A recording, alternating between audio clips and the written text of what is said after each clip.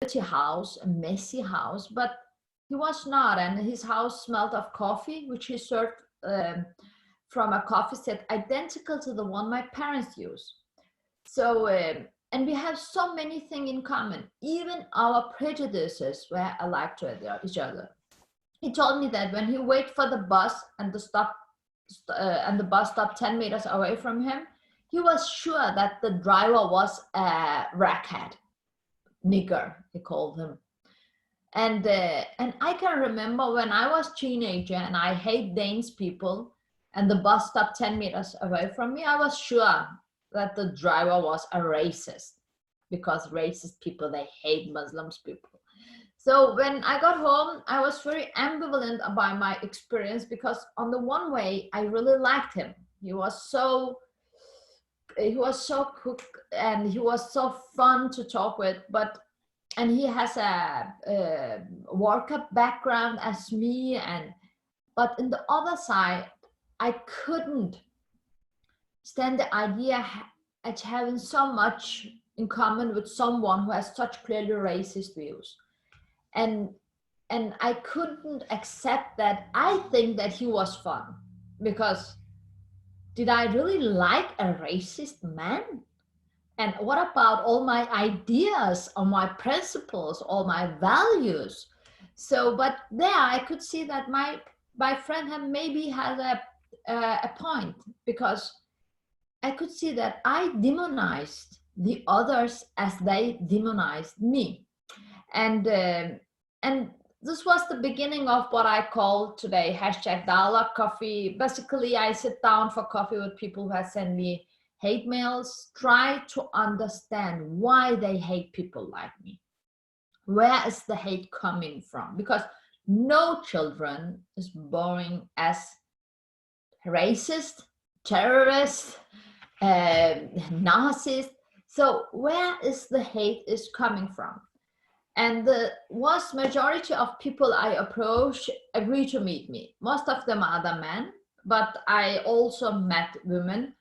And I made it a rule to always meet them in their house, to convey from the outset that I trust them. And along the way, I have learned some valuable lessons. The people who send me hate mails are not monsters. They have a family, they have a job, they have children, and they dream the same thing for their children as I do for my own. No one wants war. So we have so much in common with them. And now I visit a lot of places in the world. I have been, as Duran say, in Brazil, in US, Iceland, Greenland, Indonesia. And when I talk with the people, they have always one thing in common. People who hate, people who's working with peace process, people who's demonizing, they have one thing in common. And that is that they all believe that the others start the demonizing. They all believe that the others have to stop. And a lot of them never talk about their own responsibility.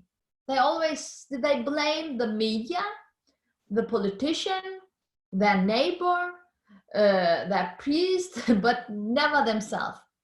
And when I ask them, what about you? What can you do? And the reply is usually that they can't do anything, because they don't have power. But I know that we all have power. There we are. We have to do something. And if you're really against the war, you have to personal and actively work for the peace. And I'm not saying that conversation is easy, because conversation isn't the most difficult thing in a democracy. And conversation it's really depends on how you work with yourself, how open-minded you are, how much you are really know how much you demonize the others, because everyone demonizes. Everyone. It's not only for the right wings parties. because I heard so many times in Denmark and a lot of the other places in the world I visit, people always talk about the others. The right wings, they are the problem. They are against minority groups, they demonizing the others, but the left wings do it the same.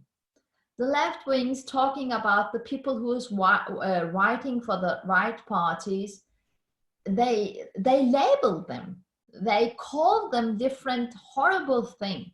So if we want to insist on dialogue, because I really believe on dialogue, because if you really want to prevent hate and violence, you have to talk with so many people as possible, so long as possible, while being so open as possible. And that can only be achieved through debate and critical conversation.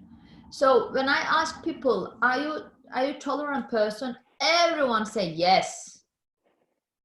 And when after that, yeah, I think it was last week, I have a presentation and man said, you know, I'm tolerating so much what's my wife doing. And I asked him, you and your wife, do you have different values and different opinions? No, he said. I said, but that is not tolerating. It's so easy to tolerate your friends. But the really exam is if you can tolerate the opposite opinions. The people you maybe hate, you frustrated again, you don't have anything in common. If you can't do that, it means that you can build a bridge. But tolerating is not means that you accept their opinions, because I am Democrat, so I really believe on the democratic values, and that is the reason I'm visiting all these people, because I think that in the common, in this meeting and conversation, you can move each other. When I visit different very extreme groups, I can see how young people is against democracy, LGBT rights, Jewish people, minority rights. And when I see them, they are not against all the things because someone pushed them to be there. Someone used violence to hate the others. No, they use words. They talk with them, and that is the process. After that, they hate now democracy. So if you, with the conversation, can get them against democracy, you can, with the conversation, win them back again. We have to believe that that it is possible to believe them again. And I think now I don't know how many time I have back. Do you know that? You can. Oh. I think that we may have something like 2-3 minutes. I will. Great. And after that, more times. Yeah, so I think my point is that everyone have to take the personal responsibility for the conversation. And it means that we have to accept that conflict is part of the life. So we can't, it's very naive to think that we want no conflict in our lives. Conflict is there. So we have to learn to how we can be in the conflict, how we can react in the conflict. What is our own position in the conflict? Because I really believe that in the democracy, it's good, it's positive that you have opposite opinions, that people have the freedom to have different opinions. So how can we tolerate the differences without using violence, without forbidden thing? Because we can see it all the place in Europe. They forbidden a lot of things. Forbidden speech of hate is the freedom of speech. They forbidden how people can live their religion, and I think the only way we can do that, it is with the conversation. But it is a big responsibility that people can see that they are active citizens in a democracy, and they have to do something, and they have to take this initiative to reach out to have this bridge building. And you know, bridge building not means that you are staying here and the other part have to come to you. That's not bridge building. You have to meet each other in the middle. And different reports, for example, in US, they make an experience. They put a group who was against abortion in a room 2 weeks, and a group who was for the abortion, free rights for the woman to have the abortion in the other room 2 weeks. So when they took them out, they tried to see how were their opinions. Both groups was more extreme. Because the echo chambers, when we only met people who's like us, think like us, vote like us, it's an echo chamber. And there you can get all your prejudices about the others. But they in US, they did that. They try to mix the groups, and after 2 weeks, try to see how their opinions change, and they can see both groups moved. And democracy, it's about how you can make a compromise, how you can meet each other inside. But it's not means that you accept violence, because I do all the stuff, try to stop violence, try to stop demonizing, but everyone have to start with themselves. So thank you for listening. Thank you, Özlem, so much. It's excellent. I really love your way of describing the things, that you show by your example that not only the courage is important, but also the humor in such situations. And with the humor, you are overcoming these difficult situations. So I will never forget your statements like that the racists also have the wives, and the comment that you are in a win-win situation, because if they will kill you, you will become the martyr, and it will be a nice win-win.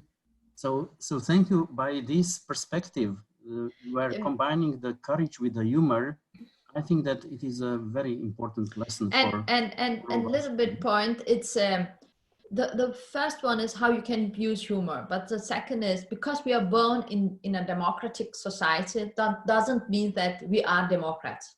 So you have to educate people. I am now leader for a bridge builder organization.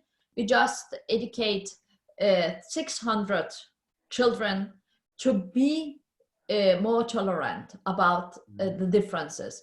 So I think it's always important to remember that the next generation, all the stuff is very natural for us. It's not for them. So we have to always educate them, learn them. So I think teach them. So I think that is important to believe, to remember that too, that it's not, we are not born tolerant. It's a tool we have to learn. Thank you. Excellent. I will not say anymore. No. Thank you very much, Özlem. We will come back to you later in the discussion. But now I would like to move to our another guest speaker, which is Iva Mrvová. And Iva is a reporter and a publicist. She worked in the area of humanitarian assistance work. Later, she became quite visible journalist in the Slovak context, and she wrote for the newspapers Aktuality, the Weekly Týždeň, or the Daily SME, and she visited several countries in the Middle East, and because she's interested in the interfaith dialogue and also in the interpersonal dialogue, and she focuses on the life conditions of the women, especially the ones which are suffering, the kidnapped and traded women. For example, she worked with the Yazidi women in Iraq and Syria. And she was writing about saving these women, of the enslaved women. She's currently preparing the book. She's finishing the book about these stories, and we are very much looking forward to that book, where she describes the fate and the situations in the Iraq in the fight with the Islamic State. So she is seeing that bridge building and building trust from another perspective. But let's listen to some of the experiences from that another perspective. Iva, please say a few words about that. Yeah, thank you for a very nice introduction. Hi everyone, and good morning. It's hard to be the second one after Özlem because she was really good, and I'm looking forward to ask some questions.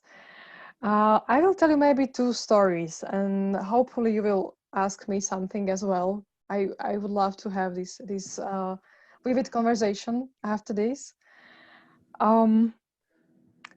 Maybe shortly about my background. I come from the Christian family, and for me it was always very hard to understand how Christian members of my family were or still are so scared from Muslims.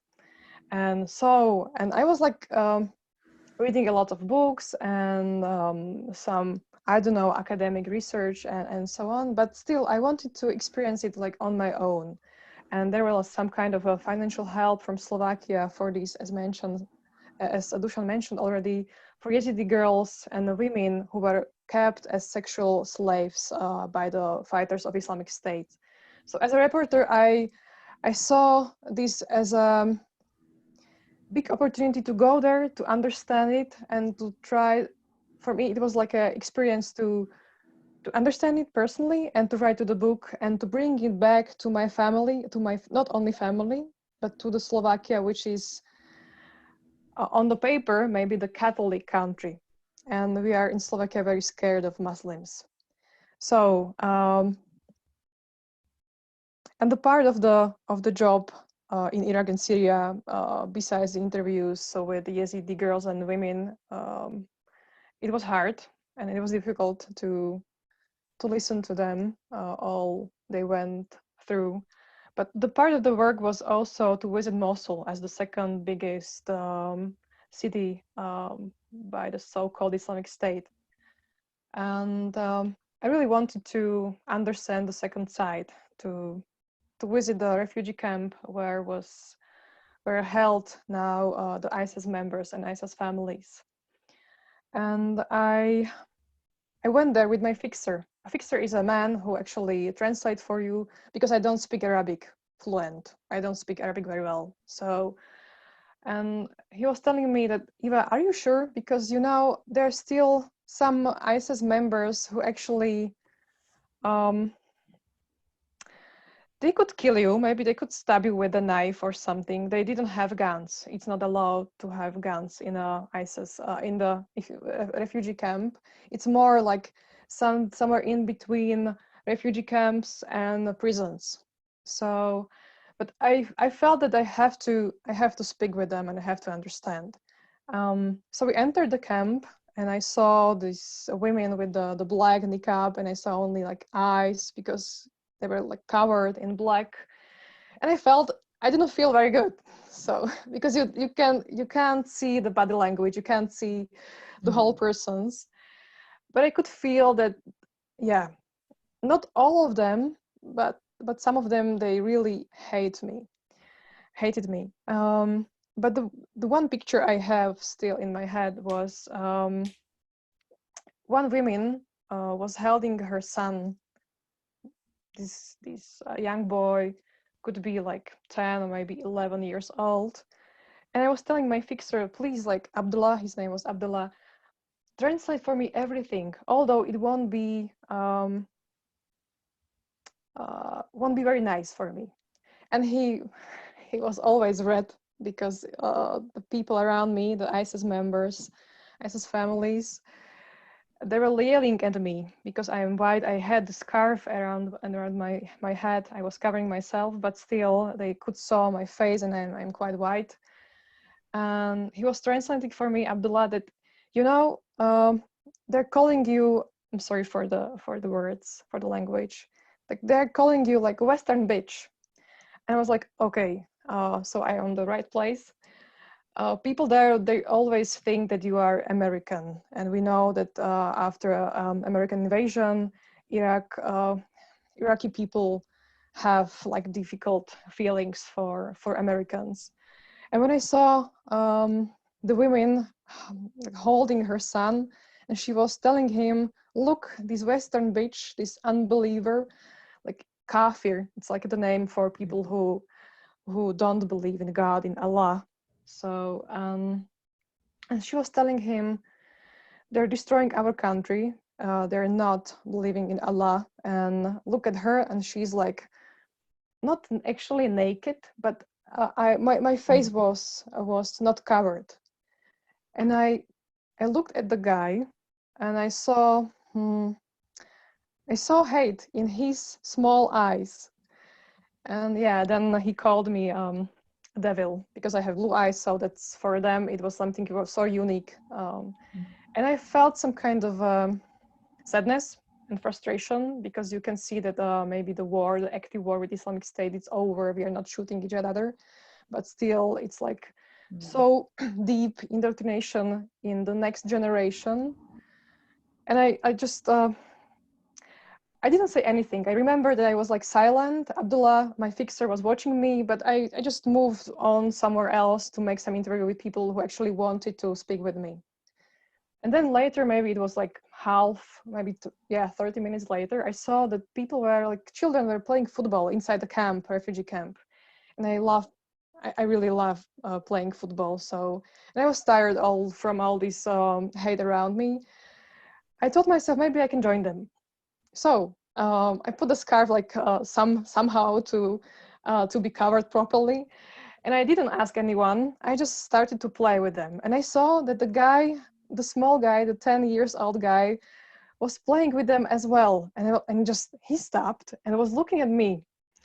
I was expecting what he will do, but still, I just wanted to play. And as a woman, it was not like, it was around people who actually were part of the Islamic State, and white women playing soccer and not playing that bad. So I just somehow make connection with them, although I don't speak Arabic. So yeah, and Abdullah, he was like, my fixer was covering his eyes like, this is unbelievable. Yeah, it was very nice. And the last view I have when we were like going out from the camp was like the 10-year-old guy, the small boy, was waving me from like he didn't say anything, but I didn't see the hate in his eyes anymore. So I was like, wow, this is huge. So this was like the first. I went from like I went through the many experience, but this was the nice one. The second one I want to mention is when I was going to meet a Salafi Imam. As maybe you know, the Salafism is, how to say that, is a little difficult branch of Islam. And I met one of his followers. I knew that he was a guy who actually was in Mosul during ISIS times. And he was not in the camp, not in the prison. He was like free. And there was an opportunity to speak with him personally. So Abdullah, my fixer, called him. We gathered his number, and he called him that there's a journalist from Slovakia, and she would like to speak with you. And he told us in the phone that okay, but let's meet at my home. And I was like, no. Like, we are going to meet in some public space, right? No, because I don't know what was the reason, but he wants to pick us somewhere around the Mosul and drive us to his house, and he insisted. So I was like, okay, maybe he's going to kidnap me, maybe he's going to kill me. I don't know. Maybe still there is some. I couldn't verify the source. I really wanted to speak with him, to ask him, because I knew that he was tortured by Islamic State. So it was like a small, sorry for this, but it was like small plus that he really wasn't a part of the organization. But I was not sure, because unfortunately I met many people who were tortured for many reasons during the difficult times. So I told Abdullah that, okay, let's go. So we were approaching to the car. I saw them. It was like around 9 p.m. It was dark outside. It was close to Mosul. I was like, maybe the last few seconds, maybe I'm doing the biggest mistake of my life. But still, I was like, it was not that I am so brave. I was so curious and so eager to speak with him and to ask him some questions. But still inside me, there was some hesitation. If I'm going to, if it won't be so dangerous. And we stopped close to the car, and I saw two persons inside the car. And Salafi Imam, he didn't look at me. He was like sitting like this, because I'm a woman. He couldn't, look at me because it's not appropriate, and said one sentence, and it was like, "It's nice you are here, and let's go out of this space because there are some radical groups like Al Qaeda and Daesh, and I am so scared." I was like, "Me too." So in that moment, I was like, maybe this is good. This is really good. So he was scared and I was scared, and we went together to his house, and it was like one of the best interviews I ever had. He didn't look at me all the time. He was bringing me tea like this. I was waiting for how this hot tea will end up on me. And this guy was he was Salafi, what is really close to the ideology of Islamic State, but he refused the violence. And he was offered, I think, 2 or 3 positions by them. They kept coming to his house and ask him, because he really, in Mosul, he has so many followers. So it was like a valuable source for them to invite him to join them.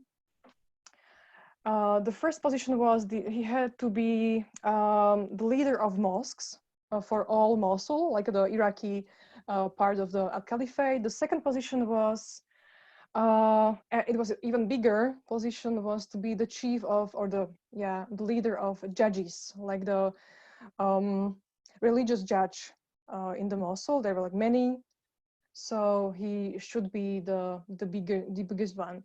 And then when he refused the second position, they took him and tortured him for almost 2 months. So then he had to took his family and go away from Mosul. So for me, it was like my personal mission also as a reporter is to destroy the black and white viewing of the world. And for me, this was like the big experience also, that there's so much gray in between. The man who is the pure Salafi but refused the violence against Christians, against Jews, against other people, although against women, he wasn't bad on me. He just couldn't look at me and couldn't give me his hand. So I actually somehow tolerated it. It was, for me, it was weird as a Western woman, but I could accept it. And he thinks, I understood deeper his thoughts and his view of the world. So it was a big interview for me. And I'd like to put it all to the book and bring it to Slovakia back. And maybe show the spectrum of our motivations, of our views of the world, and also the values we have inside, to give it to the people around me, to Slovaks. And because I know that not everyone could actually go to the Middle East and spend their few months, but this, for me, it was like, I've learned so much about people, so much. Although I was scared many times, of course. I'm not that brave as you maybe think. I'm just curious. So that's why I'm so thankful for this. And I'm very curious about like what people would say about the book, about all these experiences, because it's really not black and white. World is not black and white. So that's why, yeah. And I'm looking forward to all your questions, and please ask me whatever you want. Thank you for your attention. Thank you. Okay, Iva, thank you very much. That is very, very inspiring. I'm impressed how much similarities there is between two of you, because you see each other first time in your life, And besides of all differences that you live in different countries and speak different languages, there is also a lot of similarities where both of you have been target of the attacks.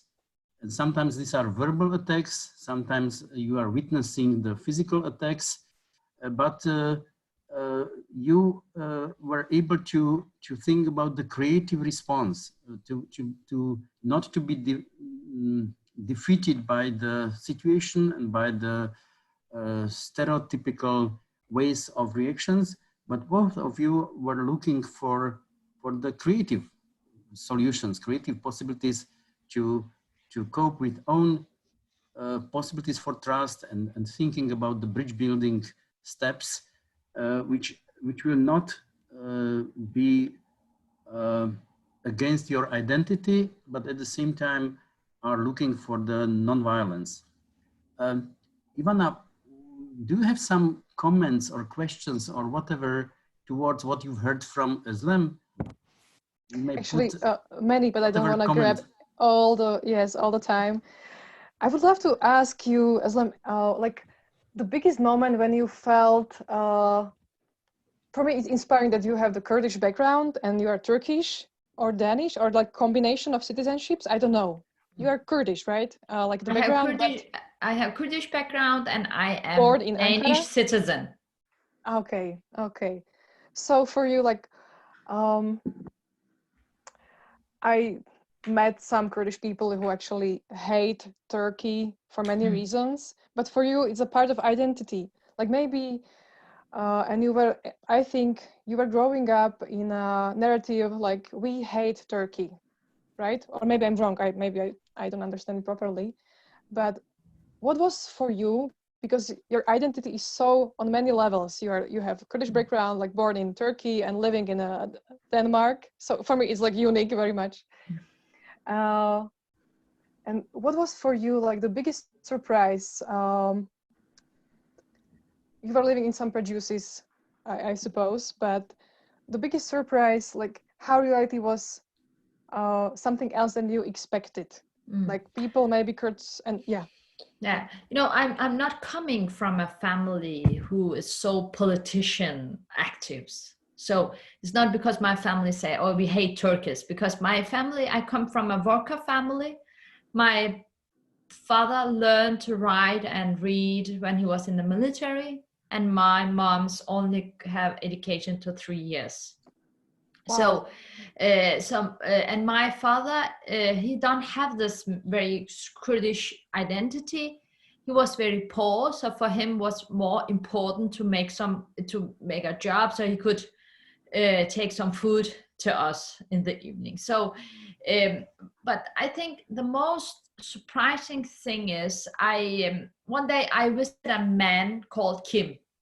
And he is favor of the death penalty and wants to kill Muslims on a Friday afternoon in front of the mosque. But he can't get a gun because Denmark has a very strict law on weapons. And he always writes to me, but he never writes rakat or parky, but his words hurt in other way because he always writes, Özlem with the sweet brown eyes, you can't stay in my country because we want a pure Denmark. So one day I visit him in his little holiday home, and Kim also believes that rape is the fault of the victim and not the rapist. At one moment I look at his he looked at me and he said, if you were naked and I was naked, do you think something will happen between us? So, and I glanced over the wall by the sink where a number of kitchen knives were hanging, and I start counting them. 1, 2, 3, 4. It was 17 so big knives. And I was frightened as you when you was in the car there with the imam, and I decided to say it out loud. And I said, Kim, I'm frightened. Should I be? But I could see that my answering that it shocked him. And he said, no, no, no, no. But I would never dream harming of you. But I was also frightened before you arrived. And I asked him why. And he said that he thought that I would bring all my Muslim cousins with me to smash up his house. You know, it's a bit tragic because Kim and I were the same age and we hadn't met each other before. We both spoke the same language and considered Denmark to be our country. We were sitting in opposite each other, but we were afraid of each other. And we are not born of this feeling, but we are still afraid of each other. And I think you asked me what is the most shocked. I'm surprised. I'm surprising that how much the others is like me when I met them. You know, they're afraid as me, they demonize as me, they have the same dream as me. And I said, why we can't build the bridges? Why is it so difficult to talk together? And I think the most important success criteria is to have this contact, because you feel it when you was with the young boy, when you play with him, play football with him, it was equally, and you have a contact. So a lot of people try to not let us meet each other. Our leaders love when people are against each other. The media always talk about the conflict. But when we meet each other in this meeting, the miracles happens. And it's not means every time that something good is happened, sometimes bad, but there you can, it is the first step to see the other one as a human, because we dehumanize each other when we talk about as a group. So I'm very, very surprised that how much the others as me. If I may, maybe the second question and the last. This panel is called like Radical Trust. And the part of it is, we both mentioned that we were scared in some moments. So maybe how do you work with your fear when you are in such situations? How do you work with yourself? Yeah. You mentioned that you have this humor. I think it works by me as well, but still. You know, I'm educated nurse and I work with psychological problems. And the first thing you learn there, if you are frightened, you have to say it out loud, because it will take all the negative energy out from the room. So when I was frightened with Kim, I said it loud. I said, Kim, I'm frightened. And I could hear that he was frightened too. So we have a Kurdish way to say it. If we say, if you are not so sure about what the other person feels about you, please feel in your side, inside what you feel about him. It is similar, the same. So about the fright and how you can work with it, I think it's important to start put yourself in the other's shoes, how it is for him. And now in this conference, we talk about the radical trust, and we talk about how we can make peace in the world, but we have to start in our own family. You know, for example, my father, he votes for the Turkish president Erdogan. Okay. I criticize Erdogan, so I'm blacklisted, so I can't visit Turkey. And last time we have okay. So last time we had this election, and my mom said, because I asked, can we see the election together? And the Turkish election is like Slovakia election, Danish, you eat, you discuss, you laugh, you cry.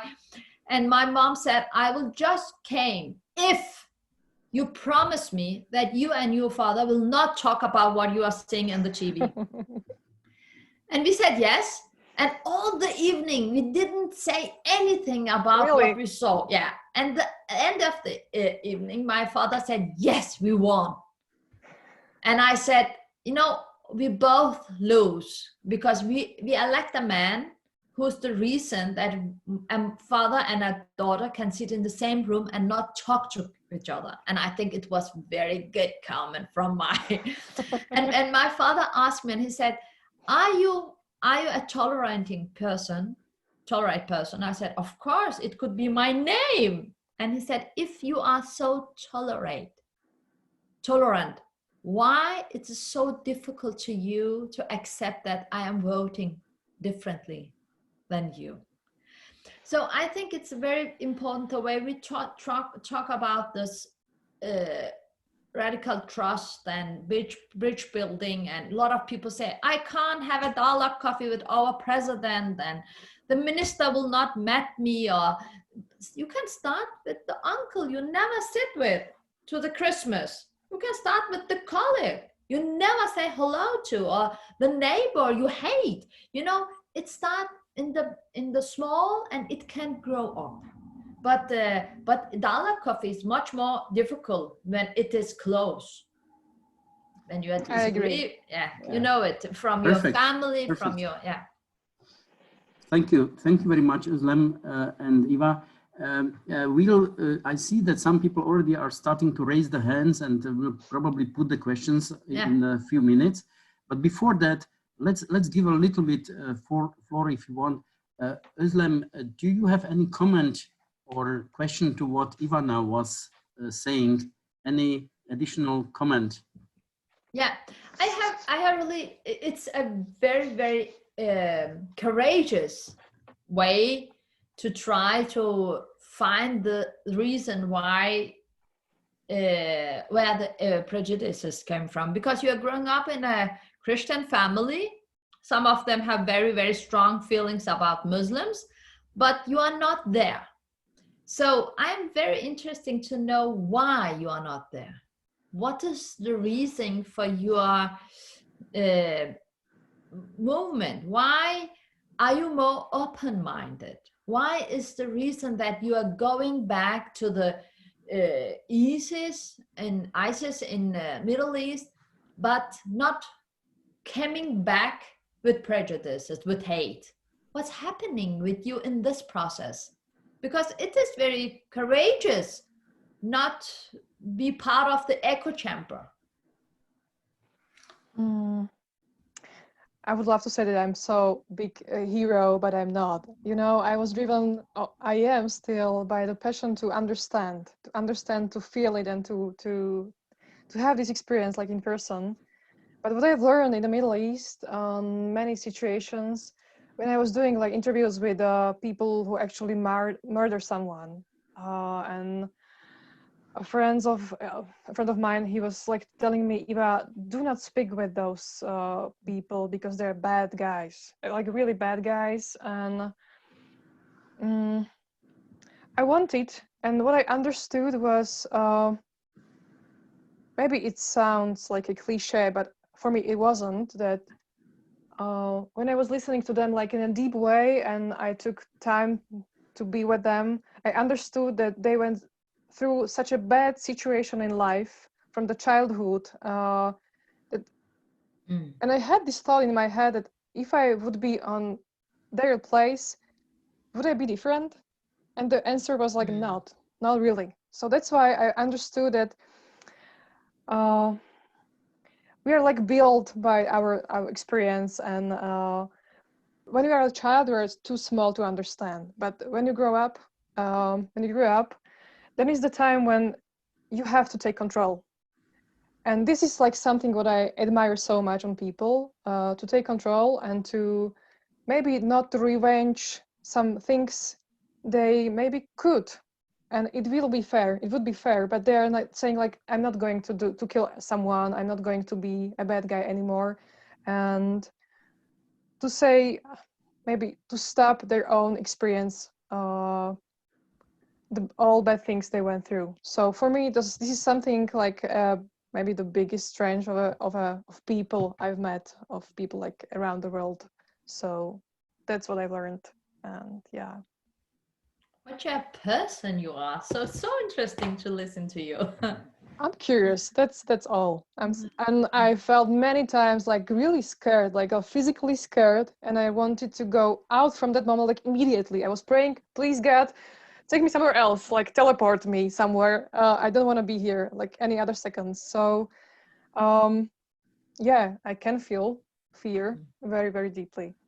Yeah. It's Thank you very much. it's only stupid people not fearing fear. It's remember to it's good to remember that. So it's a courage. So fear is not because that you are courageous.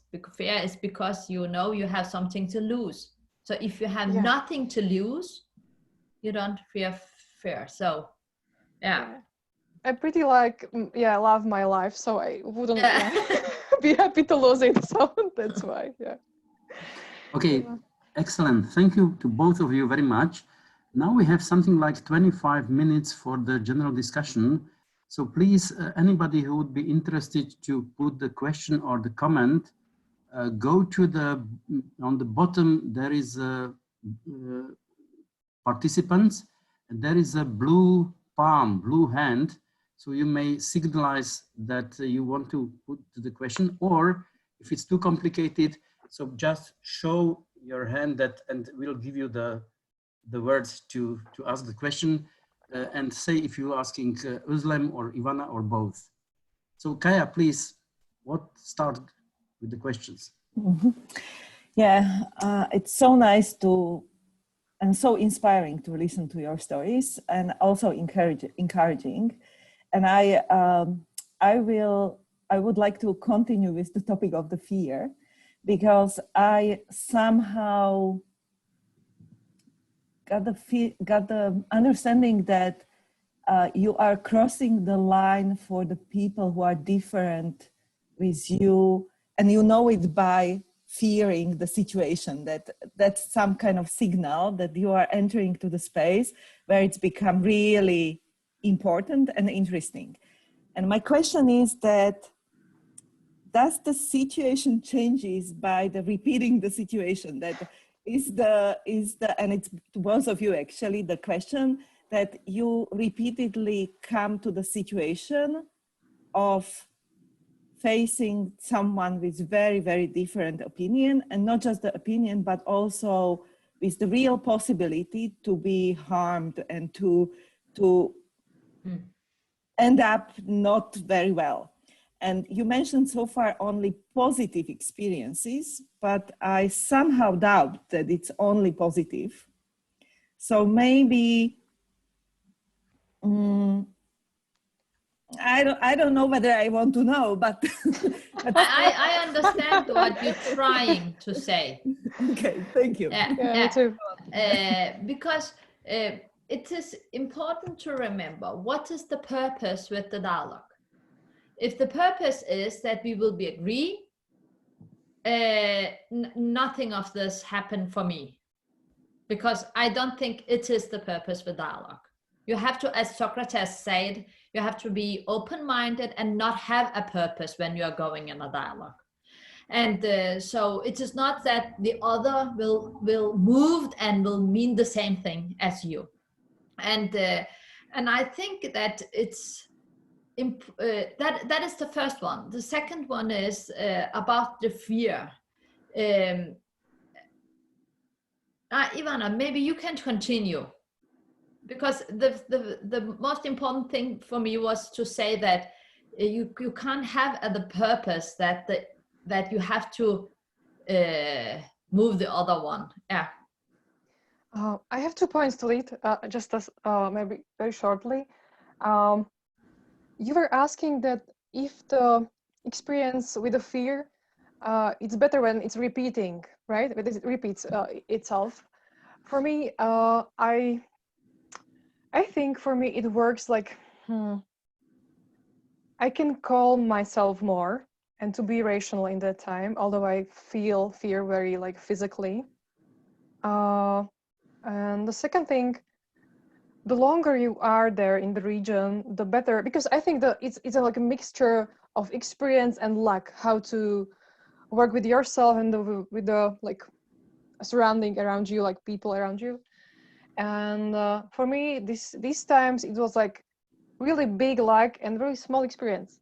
But the longer you are in the region, the longer your experience is. So I think like the second time I would be there, the risk would be a little like smaller. But still, as you say, Özlem, it's you can feel it, and it's like some kind of a pressure you feel in that time, and you can think clearly. You can put questions. You just feel this sweating, and you just want to go out like immediately of the situation. And the question you were asking, the second one, yes, I went through like also the not that good experience. I think I didn't say it like aloud till now, because I was afraid that my family would be afraid like more than they already are. As a woman in the region, you are exposed to some sexual violence. And thanks God, nothing happened to me, but I was really close to, in one situation, I was really close to rape, yeah. And I think my experience would be different when I would come after surviving that. But still, when you're going there, you have to count on it. You have to think about like, this is something what can happen to me. And for me in Slovakia, I don't know if Özlem went something, if you went some, like you have some similar situation. But what I miss very much in Slovakia, in my country, to have some kind of a training for like mental strength. I know that this is something you can't just read. You have to survive. You have to be inside this. But yeah. Yeah, and I think Kaya, it's good to remember that Ivana and it's a lot most of the extreme experience we are sharing here.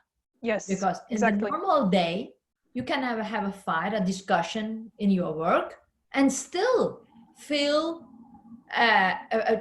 afraid because you can't see what will be the consequence, and now I'm saying something and maybe the leader will punish me after that. So I think it's important in the conversation to remember your bias, because everyone is coming with something in their baggage. So conversation is more that you can learn something about yourself, how you react, how you think, how you try to find solution, because you have to be two. And a lot of people talking about the others not doing something, but we are part of this conversation is broken too. So the bias is important. And I think that is the reason one day I teach police here in Denmark. They have so many prejudices about the immigrants, but their bias was that they threw them out. So that was their job. So that was their echo chamber. So and I can't say to them that's not true, because that is what they're working with. So the challenge is always try to come out from your comfort zone. For example, next time you have a celebration, please look at all your friends. If they all like you, think like you, eat like you, work like you, one in this room have a problem, and it's you. Maybe a small thing, if I may. Yeah, I think yeah, I'm sorry, I just forgot for a second because I was listening to you. So yeah. Okay, we can take maybe more questions. It will come later, so let's go to another just a second. Yes, I remember my friends were asking me like, Eva, have you been like out of your comfort zone? I was like, really, you are asking me this? I was like so far from my own comfort zone. I didn't even see it anymore. So yeah, in this situation, it's also like Özlem said already, it's like so big plus for you that you learn so much about yourself. Exactly. And it's like so big advantage, and you can learn it like from books or from talking with your friends. No, it's like you are in a really like extreme situations, and this is like the plus of it. big plus. Okay, great. Lukáš, please go on. Yes, hello everyone. Hello. Thank you for your stories. It's wonderful listening to you. I wanted to ask Iva about another story from Slovakia, and that is maybe also putting yourself out of your comfort zone, but you described it on social media, and I think in one of your articles as well, that at the beginning of the pandemic, when it started to be obligatory to wear the face masks, you didn't have any, so instead of a face mask, you used the I think niqab, was it, or something that covered your face, and you looked like a Muslim basically, and traveled with the public transport. So how was it to put yourself in the other people's shoes, and how did you feel, and how the people around you responded?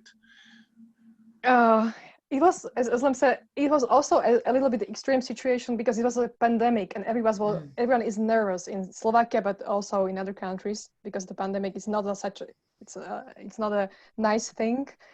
And I didn't use the whole clothes, like only the niqab, only the face mask, or how to say it. And I was really silent, just watching people around me.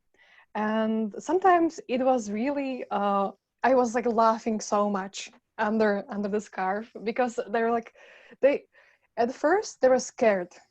The fear from COVID-19 and plus fear from Islam, because we are like, I don't think we are Catholic country, but on the paper and from statistics we are, but still, right? We are so afraid of Muslims. And when I was in the grocery shop or somewhere in the bus, I was listening to them, and they didn't think that I understand, because in Slovakia we don't have any Muslims, and when we have, like, they're not wearing this niqab, this whole like cover. So I was listening because I speak Slovak, of course, and they were like talking about me like I was listening to this. It was some kind of a stupid research, but again, it is my curiosity how people would react. And they were like not that nice opinions and views, but also very funny and very nice. When I met one guy and he was Arabic, he was like, "Welcome to Slovakia." It's like, "New home." They were staying like a guy from Slovakia, and he was watching us, and he was like, "Oh, this is like a really, sorry for that, like fucked country." And he was going away from us because we were like meeting each other like two Arabs in Slovakia, and I could feel like people are still so much fear. They're so scared from like Islam more than from the COVID-19 actually. So this like, it was super experience, but it told me so much about people around me. Not in a good way that much, but still we have to think, and we have to, as we said already, we have to speak to each other to understand that we are still people all around us. Under the niqab, we are still people. So yeah, it was funny, dangerous, and also very nice. When you were mentioning pandemia, so Özlem was describing the story with her supermarket boss, how she melted your prejudices, and you used the word that she vaccinated you against prejudices, which I like so much because it is a nice metaphor that really this hatred is like a virus, that probably we may use the same steps or approaches like fighting with the virus, which is spreading and it's very hard to control. So I like your metaphor very much. Thank you. Philip wanted to ask something. Philip. Yeah, thank you. Actually, thank you for the openness that you are, willing to share with us very personal stories. And for me, that's the most powerful, part of this discussion, that you are actually opening up so deeply what you went through. And I see the fear as a very healthy emotion because that is protecting actually you from getting the harm. But this panel is called Deeper Trust. And you went from the point where you actually entered and the fear was, I would say, the only emotion.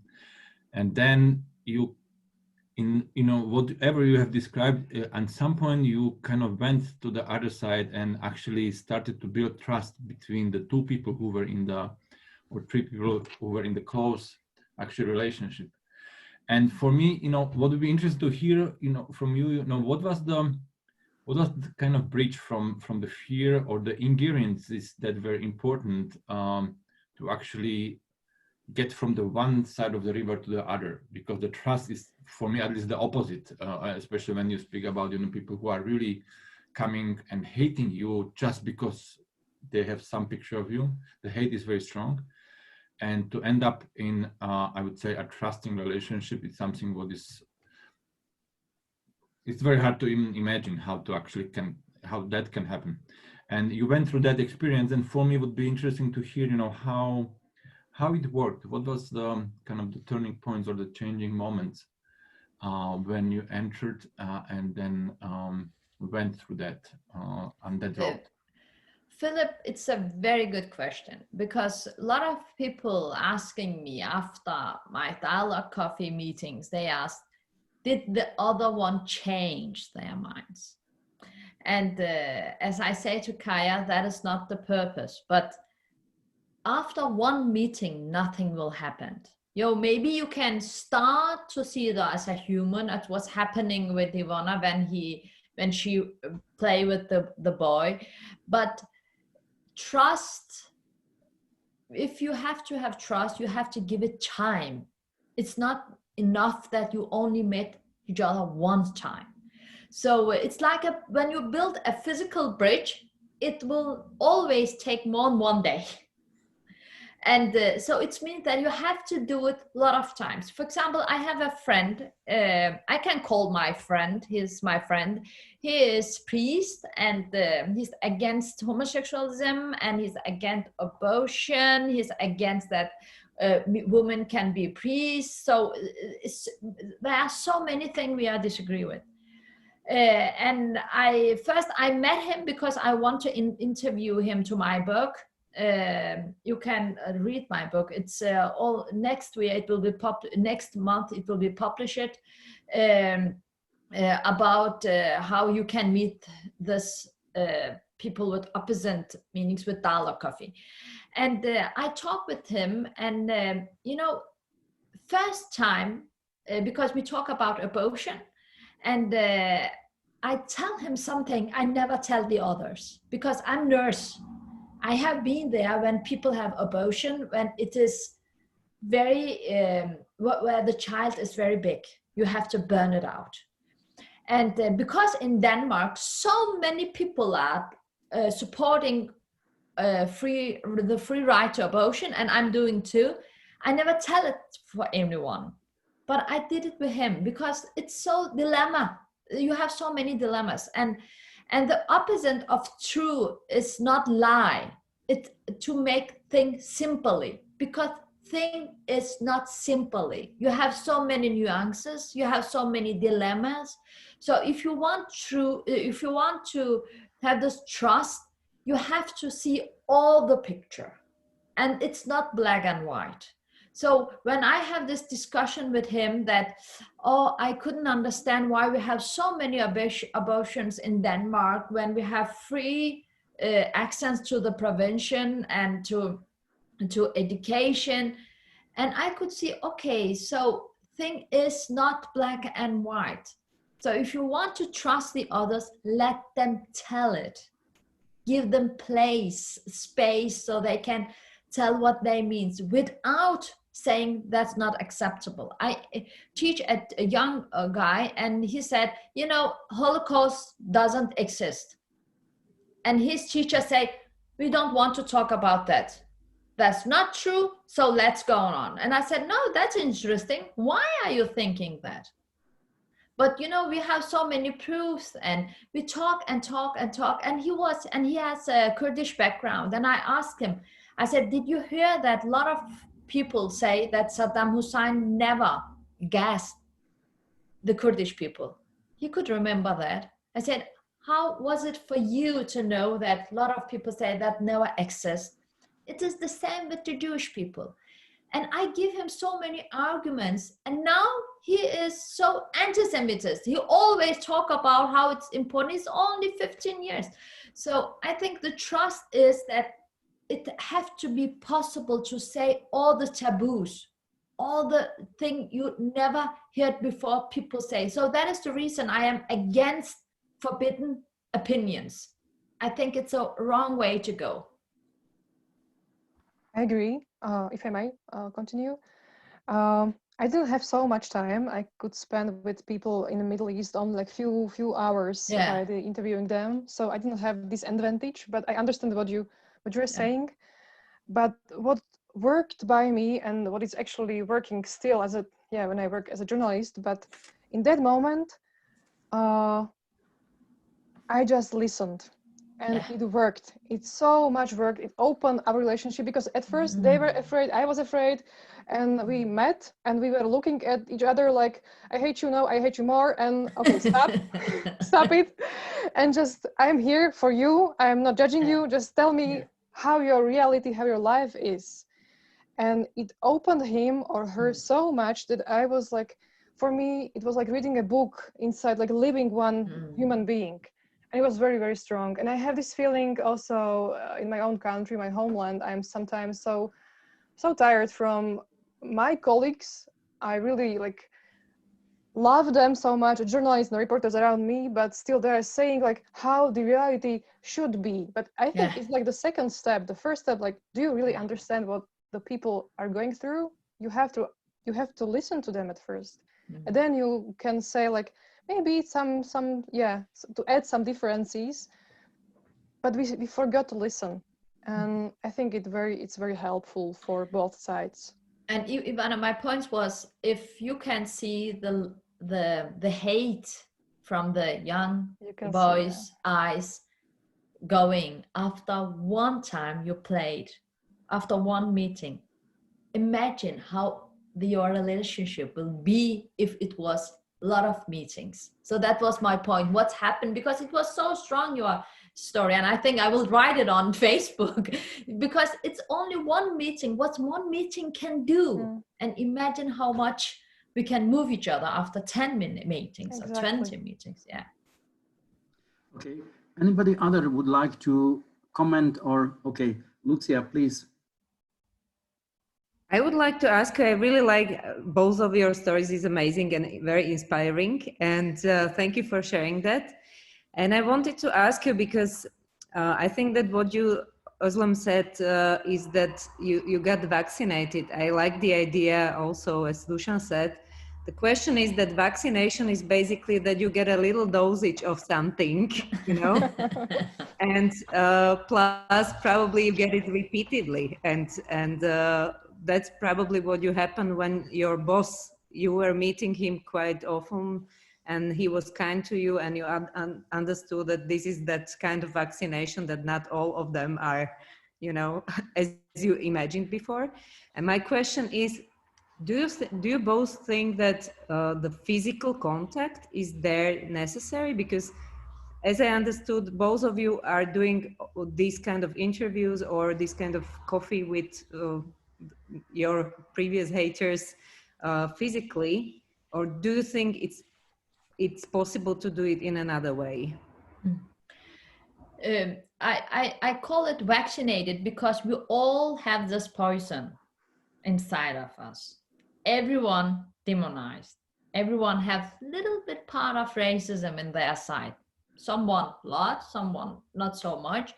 So so it's important to feel where your prejudices, because you have prejudices. So I never met anyone who said I have no anyone prejudices.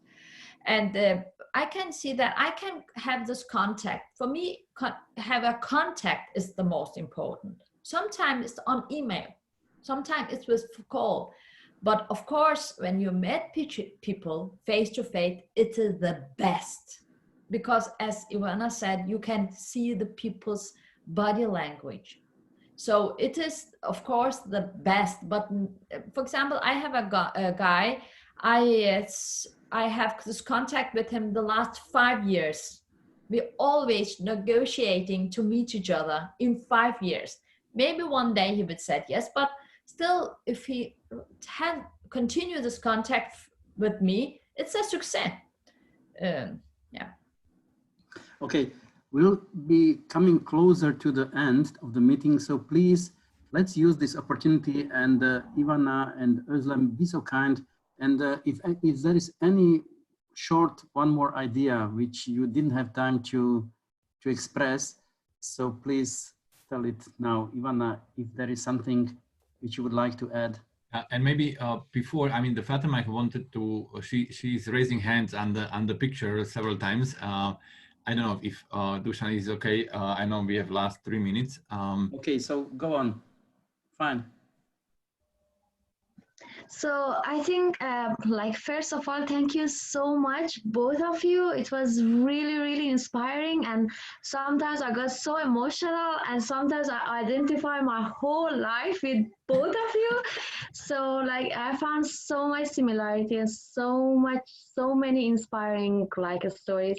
But I would say I need more than 3 minutes. So if you guys would like to meet in a cafe, I would love to speak more, but like if we just restricted to this room, so I would like to ask, I have too many questions and so many other stories to share, but I pick from all one of them.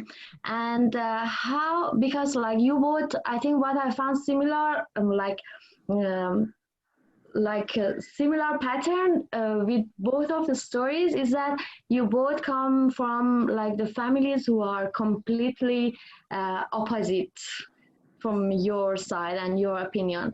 And since I have exactly similar families and like not exactly, but I mean kind of, I'm completely in dispute with them all the time with their opinion, with their ideas.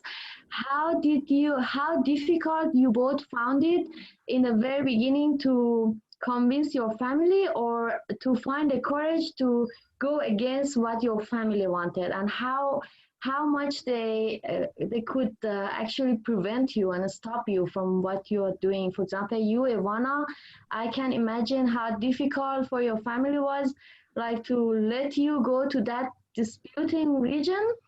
Because like I was living in Iran, in a neighboring country, and one day I said I want to go to Afghanistan and interview Afghani women, and my whole family were about to kill me. No, I'm joking. But yeah, like it was so difficult for them, like to just the idea that okay, like what? Okay, Fatima, thank you very much. So the last question for both of you: how did you cope with your original traditions and views in your own family? If you may respond, please. Ivana? Ivana, You go can on. start. You are more experienced. You know, my family always supporting me. I stopped my first marriage because of my father, because he was so big supporting. So that is one of the prejudices too.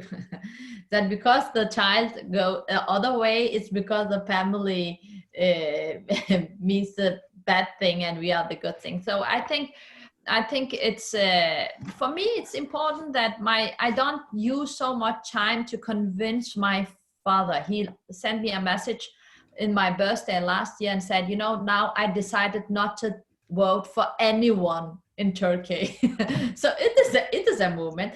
But the last one, I think I want to say thank you so much for this conference. And Ivana, you are a very, very inspired person. So I will write to you after this. And I want to give the other participants a challenge. So the challenge is, before end of the year, I challenge you to invite someone you have not anything agree with, someone you are politically or culturally have different values, to dialogue coffee. One person, and it's only October, so you have a lot of time. And please notice how you react. The noise you have in your head, who's judging the others. Notice your own prejudices, your own dehumanizing, and maybe so courageous that you can see your own little bit racism. It will be a huge moment. So I hope you will take the challenge. Thank you very much. Ivana, please. So the question, how do I cooperate or cope with the origin? You know, I think this is like a what I really hate is like the communist legacy we have still in our country. I can feel it in my family as well, especially by the like older members, that they were growing up under really other circumstances that I was. I was born to the new regime, so I was like, I can travel, not now, but I can travel. I speak languages, so I was like exposed to so many experiences, and that's why you just have to. You are always like in some situation, and when you are like feeling fear, and I went through. I think I was like, it's a gift for me to be born like later, and I don't have this communist fear to be above the line as they have. So that sometimes I really love my family, but by these like Sunday times when we have lunch together and we start to speak politics, I'm not fighting with them all the time. I'm just letting them to speak their political views, although I not understand. I don't agree, but still I can understand that they didn't travel, they don't speak languages, most of them, so it's hard to take them out of their position they are living all their lives. And I think it's like we have to grow up from this communist legacy, and it's time to, I think it will be better all the time. And by this my small research when I was wearing the niqab, this was also for me like I was curious, but still I wanted to bring this experience of something else to my country, and to maybe to make people think about the differences, and also bring them this kind of a discomfort maybe. And this is also in my own family. So I think that we cope all of us, we have these experiences. So yeah, let's thank you very much, Özlem and Ivana. Thank you very much for the openness, for the inspiration, for the brilliant ideas. We are very enriched, and thank you for some. If you would be more interested, Özlem has some TED Talks in Danish, but there is one which is in English, and it was viewed by almost 2 million people. So go on there. And Ivana wrote like 130 articles about these topics, so you may find it also. Thank you very much. And stay in touch, stay in contact, please. Okay. And if you are interested to continue in some discussions, there is a possibility to visit the virtual coffee. It's not like Özlem's dialogue coffee, but it's a possibility to meet some of these people at the conference. You go to the link which was shared by Kaya in the chat. So if you go to that link, bring your own coffee, and hopefully you will meet there 2 or 3 persons for 15 minutes discussion just after finishing this workshop. I'm already there waiting for you. Okay. Okay. Thank you very much to all of you, and hopefully we'll see each other in some other opportunities. Thank you for your time, all of you. Yeah, really. and thank in the you morning, for you, especially. Dusan. Yeah, thank you for you, Dusan. Thank you for the interaction.